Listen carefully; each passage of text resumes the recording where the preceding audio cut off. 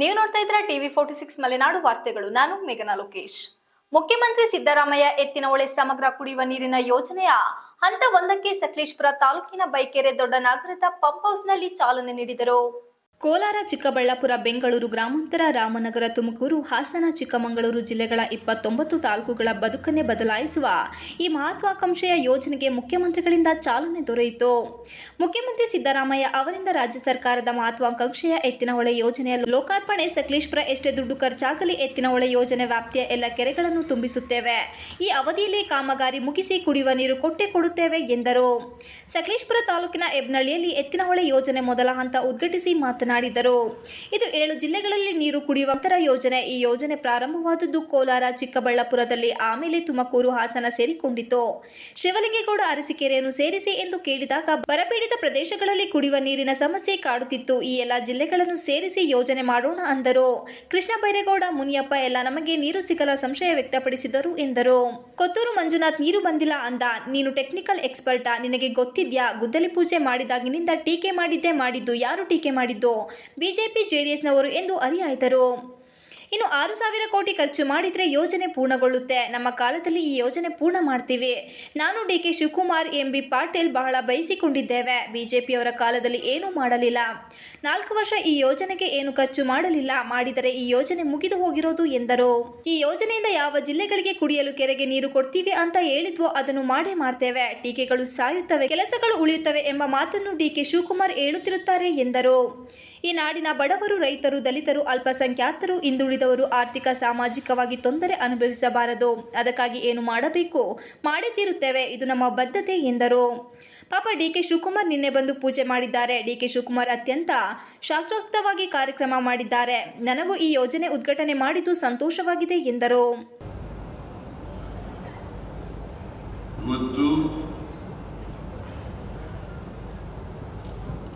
ನಾವೆಲ್ಲರೂ ಸೇರಿ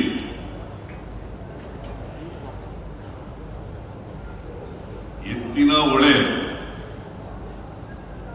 ಸಮಗ್ರ ಕುಡಿಯುವ ನೀರಿನ ಯೋಜನೆಯನ್ನ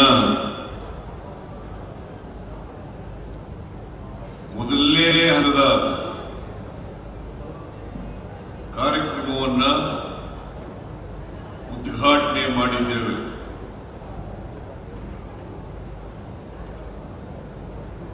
ಈ ಯೋಜನೆ 2 ಹಂತಗಳಲ್ಲಿ ಕಾರ್ಯಗತ ಆಗ್ತದೆ. ಈಗ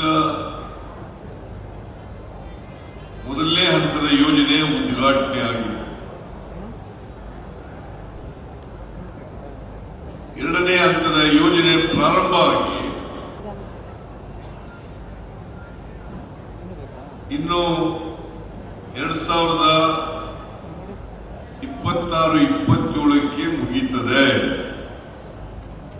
ನಾನು ಬಹಳ ಸ್ಪಷ್ಟವಾಗಿ ಹೇಳ್ತೇನೆ, ಈ ಕಾರ್ಯಕ್ರಮ ಪೂರ್ಣಗೊಳ್ಳುತ್ತದೆ.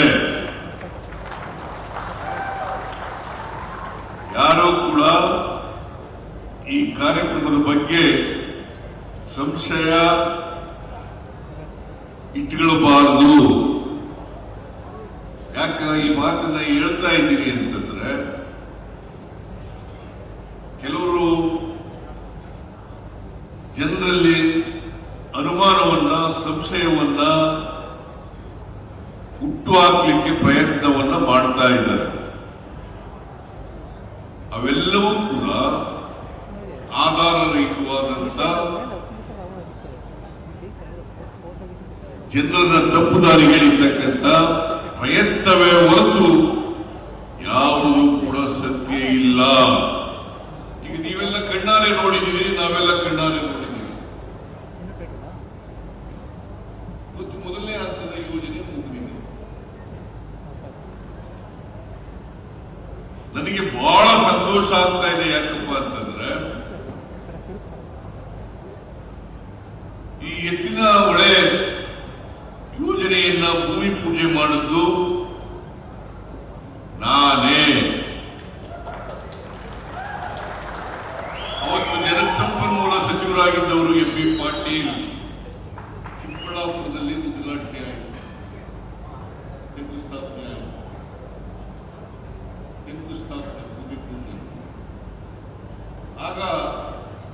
ಮೊಯ್ಲಿಯವರು ಲೋಕಸಭಾ ಸದಸ್ಯರಾಗಿದ್ದರು, ಚಿಕ್ಕಬಳ್ಳಾಪುರ ಲೋಕಸಭಾ ಸದಸ್ಯರಾಗಿದ್ದರು. ಯಾಕೆ ಮುನಿಯಪ್ಪನವರಿದ್ದರು?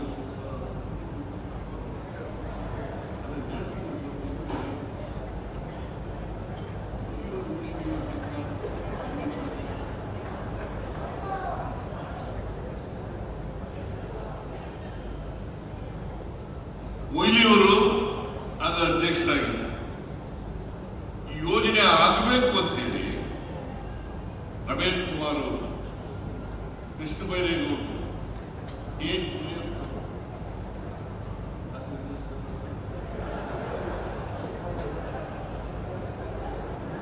ಎಚ್ ಮುನಿಯಪ್ಪನವರು, ಸುದರ್ಶನ್ ಅವರು, ನಜೀರ್ ಅಹಮದ್ ಅವರು, ಆ ಭಾಗದ ಎಲ್ಲ ಶಾಸಕರು ಕೂಡ ಎತ್ತಿನ ಹೊಳೆ ಯೋಜನೆ ಆಗಬೇಕು, ಇದು ಬಹಳ ದಿನಗಳಿಂದ ಜನರ ಅಪೇಕ್ಷೆ,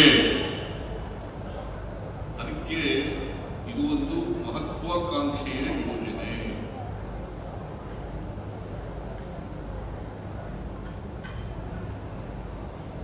ಈ ಯೋಜನೆ ಇದೆಯಲ್ಲ, ಇದನ್ನ ಬಿಜೆಪಿ ಸರ್ಕಾರ ಇದರಲ್ಲಿ ಕೂರಿಸಿದೆ. ಆದರೆ ಭೂಮಿ ಪೂಜೆ ಮಾಡುವುದು ನಾವು, ಹಣ ಕೊಟ್ಟದ್ದು ನಾವು, ಟೆಂಡರ್ ಕರೆದದ್ದು ನಾವು. ಇಲ್ಲಿ ಬಿಜೆಪಿ ಪಾರ್ಟಿಲಿ ಇದ್ದಾರೆ, ಮೊಯ್ಲಿಯವರು ಇದ್ದಾರೆ,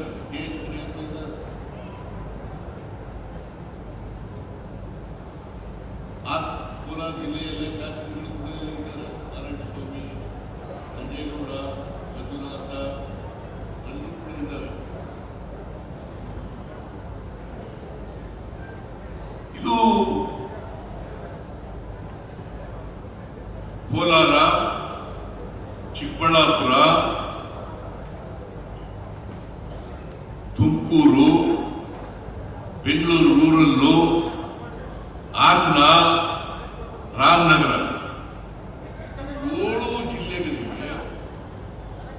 7 ಜಿಲ್ಲೆಗಳಿಗೆ ನೀರನ್ನು ಕೊಡ್ತಕ್ಕಂಥ ಒಂದು 7 ಜಿಲ್ಲೆಗಳಿಗೆ. ಆದರೆ ಪ್ರಾರಂಭ ಆದದ್ದು ಕೋಲಾರ ಮತ್ತು ಚಿಕ್ಕಬಳ್ಳಾಪುರ, ಅವರಿಗೆ ಕುಡಿಯುವ ನೀರು ಬೇಕು. ಕೋಲಾರ, ಆಮೇಲೆ ತುಮಕೂರು, ಆಮೇಲೆ ಈ ಶಿವಲಿಂಗೇಗೌಡ ಇದ್ರಲ್ಲ,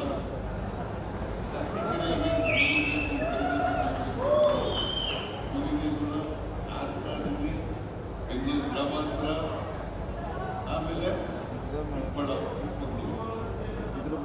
ಚಿಕ್ಕಮಗಳೂರು, ಎಲ್ಲ ಜಿಲ್ಲೆಗಳಲ್ಲೂ ಕೂಡ ಇವತ್ತು ಸುಮಾರು 24.01 527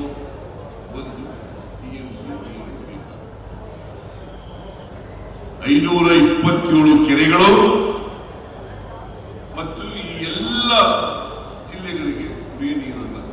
ಸಕಲೇಶಪುರ ತಾಲೂಕಿನ ಹೆಬ್ಬನಹಳ್ಳಿಯಲ್ಲಿ ಎತ್ತಿನಹೊಳೆ ಯೋಜನೆ ಮೊದಲ ಹಂತ ಉದ್ಘಾಟನೆ ಕಾರ್ಯಕ್ರಮವನ್ನು ಉದ್ದೇಶಿಸಿ ಮಾತನಾಡಿದ ಇವತ್ತು ಗೌರಿ ಗಣೇಶ ಹಬ್ಬದ ದಿನ. ಇವತ್ತು ರಾಜ್ಯದ ನೀರಾವರಿ ಇಲಾಖೆಯಲ್ಲಿ ಐತಿಹಾಸಿಕ ಪವಿತ್ರವಾದ ಮಹತ್ತರವಾದ ದಿನ. ಗೌರಿ ಹಬ್ಬದ ದಿನ ಗಂಗೆಗೆ ಬಾಗಿನ ಅರ್ಪಿಸಿದ್ದೇವೆ ಎಂದು ಉಪಮುಖ್ಯಮಂತ್ರಿ ಡಿಕೆ ಶಿವಕುಮಾರ್ ಹೇಳಿದರು.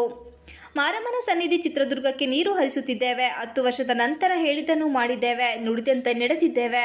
10 ವರ್ಷ ತಪಸ್ಸು ಮಾಡಿದ್ದೇವೆ. 16 ಟೀಕೆಗಳನ್ನು ಎದುರಿಸಿದ್ದೇವೆ. ಟೀಕೆಗಳು ಸಾಯುತ್ತವೆ, ಕೆಲಸಗಳು ಉಳಿಯುತ್ತವೆ. ಬೆಟ್ಟದಿಂದ ನೀರು ಹರಿಸುವುದು ಸುಲಭವಲ್ಲ ಎಂದರು.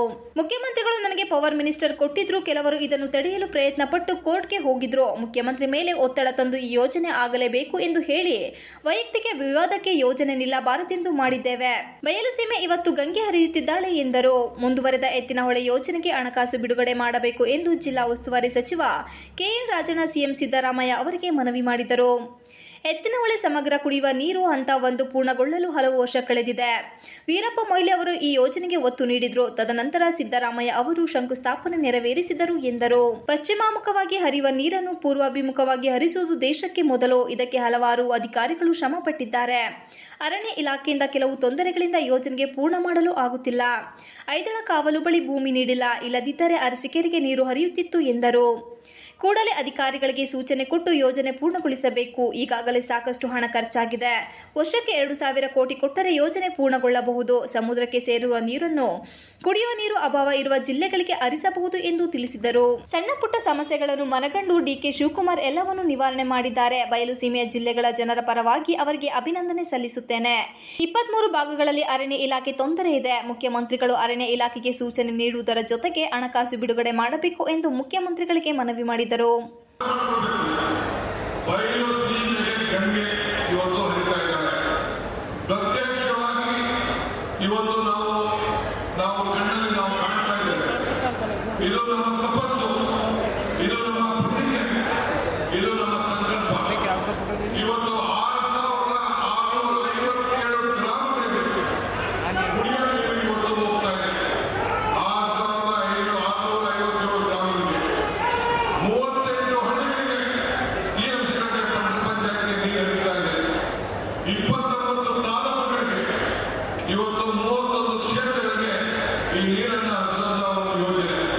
75 ಲಕ್ಷ ಜನರಿಗೆ 7 ಜಿಲ್ಲೆಗಳಿಗೆ 14 TMC ಕುಡಿಯುವ ನೀರು, 9 TMC ಕೆರೆಗಳನ್ನು ಅರ್ಧ ತುಂಬಿ ಅಂತರ್ಜಲವನ್ನು ಹೆಚ್ಚಲಿಕ್ಕೆ ಈ ಒಂದು ಯೋಜನೆಯನ್ನ ಮಾಡಿದ್ದೇವೆ. 527 ಕೆರೆಗಳನ್ನ ತುಂಬಿಸುವಂತ ಒಂದು ಮಹತ್ವವಾದಂತಹ ಯೋಜನೆ ಇವತ್ತು ಆಗಿದೆ. ನಾನು 2ನೇ ಬಾರಿಗೆ ಹಿಂದೆ ನಮ್ಮ ಸಂಯುಕ್ತ ಸರ್ಕಾರದಲ್ಲಿ ಬಂದಿದ್ದೆ. ಆಗಿದ್ದು ಇವತ್ತು ಹಂಗೆ ಇತ್ತು, ಏನು ಮಾಡೋಕ್ಕಾಗಲಿಲ್ಲ. ಒಳ್ಳೊಳ್ಳೆ ನಮ್ಮ ಕಾಂಟ್ರಾಕ್ಟರ್ಸ್ಗಳು ಬಹಳ ಚೆನ್ನಾಗಿ ಕೆಲಸ ಮಾಡಿದ್ದಾರೆ. ನಾನು ಯಾರ ಬಗ್ಗೆಯೂ ನಾನು ದೂಷಣೆ ಮಾಡಲಿಕ್ಕೆ ನಾನು ತಯಾರಿಲ್ಲ. SR ಶಂಕರ್ ಇರ್ಬೋದು, ಉಪ್ಪಾರ್ ಇರ್ಬೋದು, BPR ಇರ್ಬೋದು, ಉಪ್ಪಾರ್ ಇರ್ಬೋದು, ನಮ್ಮ ಬೇರೆ ಬೇರೆ ಎಲ್ಲ ಯಾರ್ಯಾರು ಕಾಂಟ್ರಾಕ್ಟ್ಸ್ ನಮ್ಮ ಈ ಅಮೃತ ಕನ್ಸ್ಟ್ರಕ್ಷನ್ ಯಾರೇ ಇರಲಿ, ಅವರೆಲ್ಲರೂ ಕೂಡ ಇವತ್ತು ಉತ್ತಮವಾಗಿ ಬಹಳ ರೈತರ ವಿಶ್ವಾಸ ತೆಗೆದುಕೊಂಡು ಮಾಡಿದ್ದಾರೆ. ಬಟ್ ನಾನು ಬಂದ ಮೇಲೆ ಇಲ್ಲಿ ನಾನು ನೋಡಿದೆ, ಇದನ್ನ ವಿದ್ಯುತ್ ಶಕ್ತಿ ಇಲಾಖೆ, ಅರಣ್ಯಕ್ಕೆ ಸಂಬಂಧಪಟ್ಟಂತಹ ಸಮಸ್ಯೆ, ಕೆಲವು ರೈತರುಗಳು, ಕೆಲವು ಕಾಂಟ್ರಾಕ್ಟ್ಗಳು, ಕೆಲವು ಪವರ್ ಡಿಪಾರ್ಟ್ಮೆಂಟ್ ಸಂಬಂಧಪಟ್ಟಂತಹ ಕೆಲವು ಪ್ರೈವೇಟ್ ಕಾಂಟ್ರಾಕ್ಟ್ಸ್ ಆಗ ಇದನ್ನ ಗಲಾಟೆ ಮಾಡಿ ತಕರಾರು ಮಾಡಿ ಇವತ್ತು ನಿಲ್ಲಿಸಿದ್ರು. ಆಗ ನಾನು ನಮ್ಮ ಜಿಲ್ಲಾ ಅಧಿಕಾರಿಗಳು ಇರ್ಬೋದು, SP ಇರ್ಬೋದು, CU ಇರ್ಬೋದು ಮತ್ತು ಸ್ಥಳೀಯ ನಮ್ಮ ಲ್ಯಾಂಡ್ ಅಕ್ವಿಸಿಷನ್ ಆಫೀಸರ್ಸ್ನ ನಾನು ಈ ಸಂದರ್ಭದಲ್ಲಿ ನಾನು ಅಭಿನಂದಿಸಬೇಕು. ನಾನು ಏನು ಆದೇಶವನ್ನು ಕೊಟ್ಟೆ ಆ ಆದೇಶವನ್ನ ಕೂಡಲೇ ಇಂಪ್ಲಿಮೆಂಟ್ ಮಾಡಿ ಇವತ್ತು ಮತ್ತೆ ಈ ಇದನ್ನ ಚಾಲನೆ ಮಾಡಲಿಕ್ಕೆ ಸಹಕಾರವನ್ನು ಕೊಟ್ಟಂತ ನನ್ನ ಅಧಿಕಾರಿಗಳಿಗೆ ಸರ್ಕಾರದ ಪರವಾಗಿ ಈ ಸಂದರ್ಭದಲ್ಲಿ ನಾನು ಅಭಿನಂದಿಸಬೇಕಾಗ್ತದೆ. ಇದು ನನ್ನ ಕರ್ತವ್ಯ, ನನ್ನ ಧರ್ಮ ಕೂಡ ಇವತ್ತು ಆಗಿದೆ. ನಾನು ಆಗ ಒಂದು ಮಾತು ಹೇಳ್ತಾ ಇದ್ದೇನೆ, ಇವತ್ತು ನಮ್ಮ ಇದೊಂದು ದೊಡ್ಡ ಸಾಧನೆ ವಿಚಾರ. ನಾನು ಸಿದ್ದರಾಮಯ್ಯನವರು ನಾವೆಲ್ಲ ಸೇರಿಕೊಂಡು MB ಪಾಟೀಲ್ ಅವರು ಮಂತ್ರಿಗಳು ಎಲ್ಲ ಸೇರಿ ಬೇಕಾದಷ್ಟು ಟೀಕೆಗೆ ಒಳಗಾಗಿದ್ದು, ಆದರೂ ಒಂದು ಧೈರ್ಯವನ್ನು ಮಾಡಿ ಈ ಒಂದು ದೊಡ್ಡ ಕೆಲಸವನ್ನ ಸಾಧನೆಯನ್ನ ಇವತ್ತು ಮಾಡಿದ್ದಾರೆ. ರೈತರ ಬಗ್ಗೆ ಅಪಾರವಾದಂತ ವಿಶ್ವಾಸವನ್ನು ಇಟ್ಟು ವಿಶೇಷವಾಗಿ ಕುಡಿಯುವ ನೀರಿಗೋಸ್ಕರ ಇಂಥ ಒಂದು ದೊಡ್ಡ ಕಾರ್ಯಕ್ರಮವನ್ನು ಇವತ್ತು ರೂಪಿಸಿದ್ದಾರೆ. ನಾನು ಆಗಾಗ ಹೇಳ್ತಾ ಇದ್ದೇನೆ, ಇವತ್ತು ಛಲ ಇರಬೇಕು. ಅವಕಾಶಗಳು ನಿಮಗೆ ಮನೆ ಬಾಗಿಲಿಗೆ ಸಿಗುವುದಿಲ್ಲ. ನೀವೇ ಅವಕಾಶಗಳನ್ನು ಸೃಷ್ಟಿ ಮಾಡಿಕೊಂಡು ಸಾಧನೆಯನ್ನು ಈ ಸಂದರ್ಭದಲ್ಲಿ ಮಾಡಿಕೊಳ್ಬೇಕು. ಮನುಷ್ಯನಿಗೆ ಮರಕ್ಕೆ ಬೇರು ಎಷ್ಟು ಮುಖ್ಯನೋ ಮನುಷ್ಯನಿಗೆ ನಂಬಿಕೆ ಕೂಡ ಅಷ್ಟೇ ಮುಖ್ಯ. ನನಗೆ ಇವತ್ತು ನಾವೆಲ್ಲ ಸೇರಿ ನಮ್ಮೊಂದು ನಂಬಿಕೆ, ನಾವು ಇದನ್ನು ಸಾಧನೆ ಮಾಡೇ ಮಾಡ್ತೇವೆ ಅನ್ನೋ ದೃಷ್ಟಿಯಿಂದ ಇವತ್ತು ಇಂಥ ದೊಡ್ಡ ಪ್ರಯತ್ನವನ್ನು ಇವತ್ತು ಕೈಯಾಗಿ ನಾವು ಸಾಧನೆಯನ್ನು ನಾವು ಮಾಡಿದ್ದೇವೆ. ಇವತ್ತು ಇನ್ನ ನಾನು ನಮ್ಮ ರೈತ ಬಂಧುಗಳಿಗೆ, ನಮ್ಮ ಕೋಲಾರನ ಶಾಸಕರಿಗೆ, ಕೋಲಾರನ ಪ್ರತಿನಿಧಿಗಳಿಗೆ, ನಮ್ಮ ಅಲ್ಲಿಯ ಮಹಾಜನತೆಗೆ ತಮ್ಮ ಮುಖಾಂತರ ಇವತ್ತು ನಾನು ಹೇಳುದು, ತುಮಕೂರವ್ರಿಗೆ ಬೇರೆ ಕೋಲಾರ, ಬೆಂಗಳೂರು ಗ್ರಾಮಾಂತರ, ರಾಮನಗರ, ಚಿಕ್ಕಬಳ್ಳಾಪುರ ಅವ್ರಿಗೆ ಬಹಳ ಅಂತದಾಗಿದೆ. ಮತ್ತು ತುಮಕೂರವ್ರಿಗೆ ಏನಪ್ಪ ಈ ಪರಿಸ್ಥಿತಿ ಚಿಂತೆ ಮಾಡಿದ ಅವಶ್ಯಕತೆ ಇಲ್ಲ.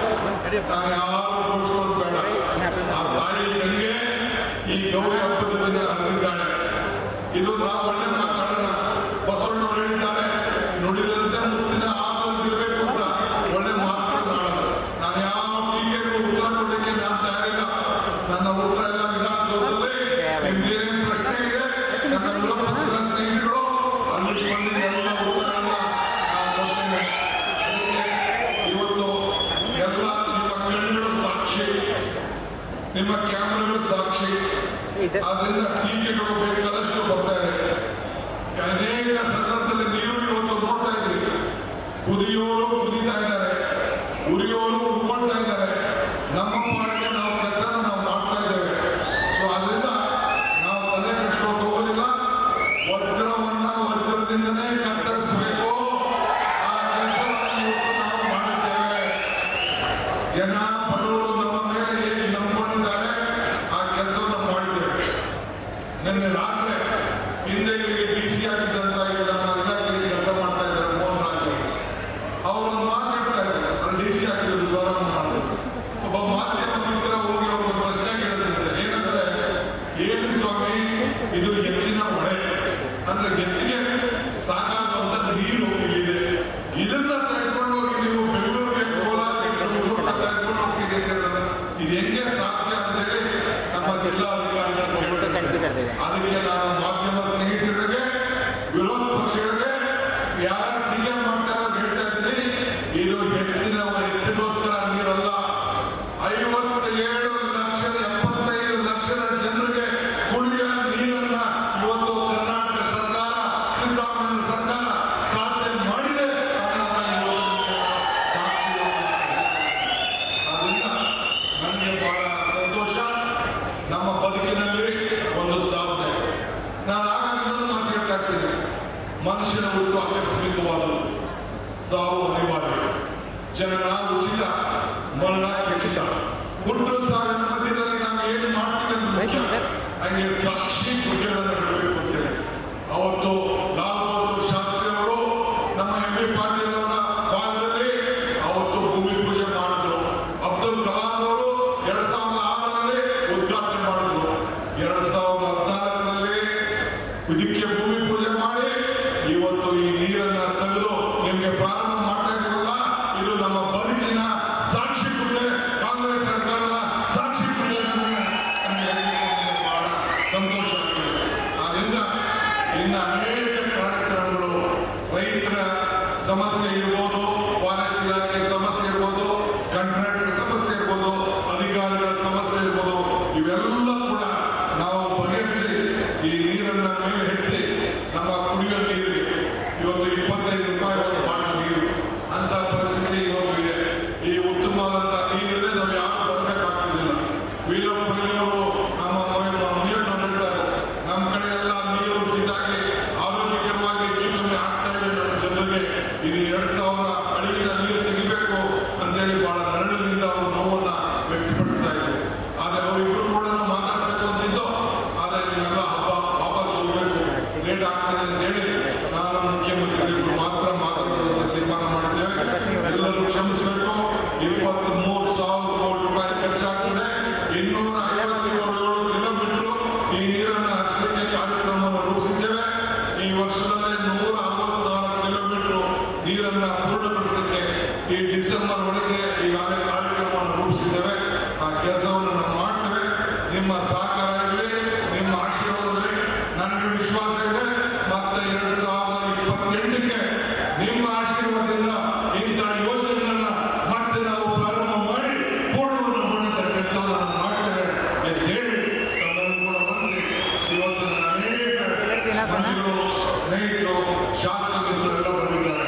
ವಿಶೇಷವಾಗಿ ಈ ಪ್ರಾಜೆಕ್ಟ್ ಅನ್ನು ತಯಾರು ಮಾಡಿದಂತ ಎಲ್ಲ ನಮ್ಮ DPR ತಯಾರು ಮಾಡಿದಂಥವರು, ಇಂಜಿನಿಯರ್ಗಳು, ಕಾರ್ಮಿಕರು ಶ್ರಮವನ್ನು ಪಟ್ಟು ಕೆಲವರು ಮೃತಪಟ್ಟಿದ್ದಾರೆ, ಕೆಲವರು ನೇಮಕವಾಗಿದ್ದಾರೆ, ಆಕಸ್ಮಿಕವಾಗಿ ಲಾಸ್ ಮಾಡಿಕೊಂಡಿದ್ದಾರೆ, ಸಾವಿರಾರು ಜನ ಭೂಮಿಯನ್ನು ಕಳ್ಕೊಂಡಿದ್ದಾರೆ. ಆದರೆ ನೀವು ಭೂಮಿ ಕಳ್ಕೊಂಡದ್ದು ನಿಮ್ಮ ಬದುಕಿಗೋಸ್ಕರ ಅಲ್ಲ, ಈ ದೇಶಕ್ಕೋಸ್ಕರ, ಸಮಾಜಕ್ಕೋಸ್ಕರ ಈ ಭೂಮಿಯನ್ನು ಕಳ್ಕೊಂಡು ಈ ದೇಶಕ್ಕೆ ತ್ಯಾಗವನ್ನು ಮಾಡಿದ್ದೀವಿ. ಭಗವಂತ ನಿಮಗೆ ಇನ್ನೂ ಹೆಚ್ಚಿಗೆ ಅದರಿಂದ ಉಪಯೋಗ ಪಡುವಂತ ಶಕ್ತಿ ಕೊಡಲಿ ಅಂತೇಳಿ ಆ ಭಗವಂತ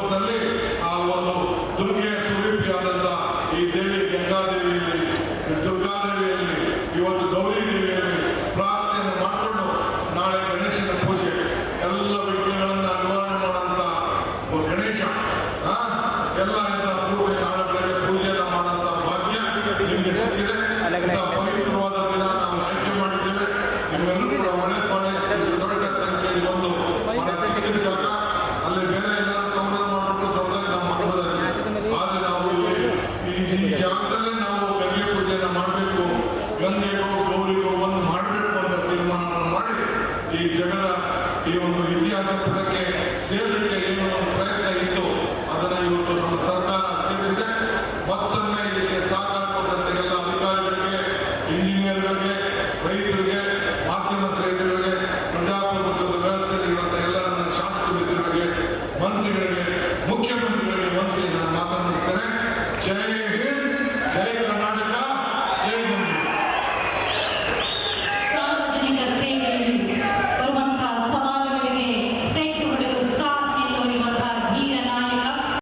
ಉಪಮುಖ್ಯಮಂತ್ರಿ ಹಾಗೂ ಜಲಸಂಪನ್ಮೂಲ ಸಚಿವ ಡಿಕೆ ಶಿವಕುಮಾರ್ ಹಾಗೂ ಸಚಿವರಾದ ರಾಜಣ್ಣ, ಎಂಬಿ ಪಾಟೀಲ್, ಜಿ ಪರಮೇಶ್ವರ್, ಬಿಎ ಸುರೇಶ್, ಎಸ್ಎಸ್ ಬಸವರಾಜು, ಕೆಎಚ್ ಮುನಿಯಪ್ಪ, ಮಾಜಿ ಮುಖ್ಯಮಂತ್ರಿ ವೀರಪ್ಪ ಮೊಯ್ಲಿ, ಟಿಬಿ ಜಯಚಂದ್ರ, ಬಾಲಕೃಷ್ಣ, ಎಚ್ಸಿ ಶರತ್ ಬಚ್ಚೇಗೌಡ, ನಜೀರ್ ಅಹಮದ್, ಸಂಸದ ಶ್ರೇಯಸ್ ಎಂ ಪಟೇಲ್, ಶಾಸಕರಾದ ಶಾಸಕ ಸಿಮೆಂಟ್ ಮಂಜು, ಕೆ ಷಡಕ್ಷರಿ, ಕೆವೈ ನಂಜೇಗೌಡ, ಕೊತ್ತೂರು ಮಂಜುನಾಥ್, ಎತ್ತಿನಹೊಳೆ ಯೋಜನೆಯ ವ್ಯವಸ್ಥಾಪಕ ನಿರ್ದೇಶಕರಾದ ಸಣ್ಣ ಚಿತ್ತಯ್ಯ, ಗೌರವ ಗುಪ್ತಾ, ಕೃಷ್ಣಮೂರ್ತಿ, ಕುಲಕರ್ಣಿ, ಜಿಲ್ಲಾಧಿಕಾರಿ ಸಿ ಸತ್ಯಭಾಮ, ಜಿಲ್ಲಾ ವರಿಷ್ಠಾಧಿಕಾರಿ ಮೊಹಮ್ಮದ್ ಸುಜಿತಾ ಸೇರಿದಂತೆ 5 ತಾಲೂಕುಗಳ ಶಾಸಕರು, ಚುನಾಯಿತ ಪ್ರತಿನಿಧಿಗಳು, ಇಲಾಖೆಯ ಹಿರಿಯ ಅಧಿಕಾರಿಗಳು ಈ ಸಂಭ್ರಮದ ಕ್ಷಣಕ್ಕೆ ಸಾಕ್ಷಿಯಾದರು. MB Umesh, TV 46 Malenadu news, Sakleshpur.